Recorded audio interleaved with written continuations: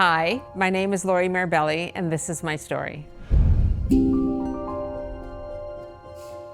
I got started as a full-time artist in 2009. That's when I had the dream that I was going to be a full-time artist. And because my dream was big, I really had to make sure that I could do it. And so leaving my full-time job that I had for a multitude of years was a big risk. And so I resigned from my job and I became a full-time artist at that point.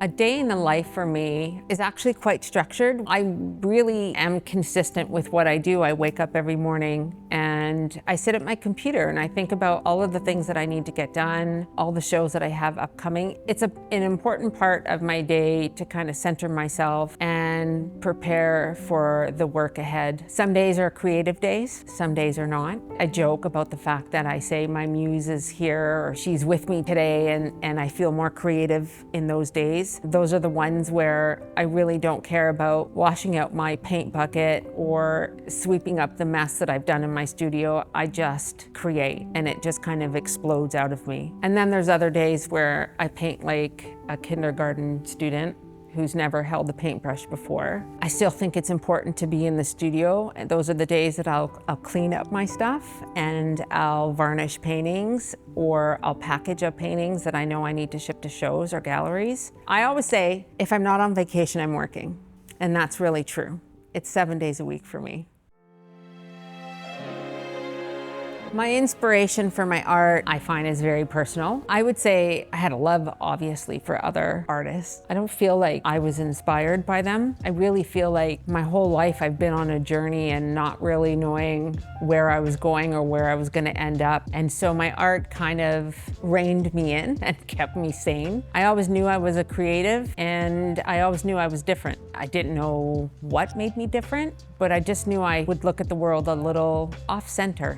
So I would say my inspiration really is a very internal journey, and I think that's why I coined myself as a lyrical abstract artist, where I'm really telling a story with my images and my shapes and the symbology that I put into my work. It was just a really easy transition for me when I actually realized that I had this energy inside of me that I had to get out.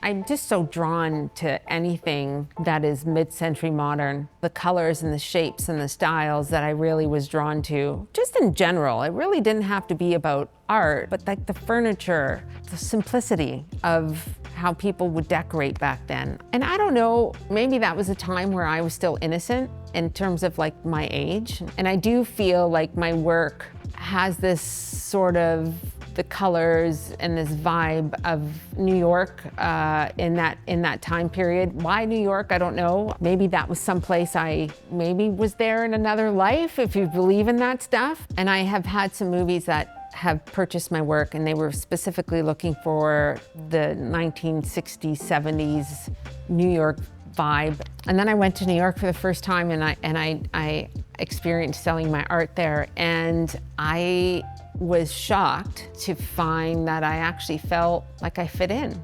And I'd never felt that in downtown Toronto, ever. I always felt like a fish out of water. But New York, you can just be who you are. And that was a real safe thing for me to experience.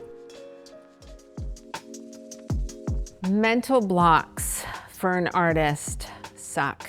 I used to force myself to stay in the studio and paint. That would just make things worse. Now I just do other things. I do things that make me happy. I do own a horse, but I can't use that horse on days where I'm not having a good painting day because I still kind of carry around a little bit of the frustration that today is not a painting day. So I try and inspire myself by doing other things that are creative, like home renovations, or I look at things that are on the internet. I'm a bit of a junkie with documentaries. So if I can find a good doc that I really like, I'll indulge in that. And I also find that not thinking about art, not doing any art, like really just turning it off helps for me. Because then the want, that energy starts to build in me, and then the explosion happens. Or the darn muse just comes back from holidays and then I'm ready to paint. I get asked a lot of questions about my work, but the one question I think I get asked the most is about these little symbols that I use. I started using them in 2017. The symbology I think that I'm using is I'm writing a love letter to myself, and I'm using the nostalgia of how I remember a time in my life where it was simple. It never really kind of made sense to me until I realized that I was actually saying something. It's such a personal message that I'm hiding in my work. I started writing in code, and people have asked me, what does that mean? And it's not anything that I can just say, oh, this means this. It's really broad, it's really general, and it's just a reminder to myself that it's okay to be who I am.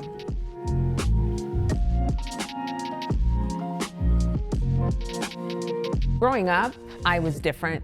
I knew I was different. I wanted to be a special effects artist for horror movies. And that was like a dream of mine, that I was gonna run away to LA and that I was gonna somehow get into show business and be the best special effects artist ever.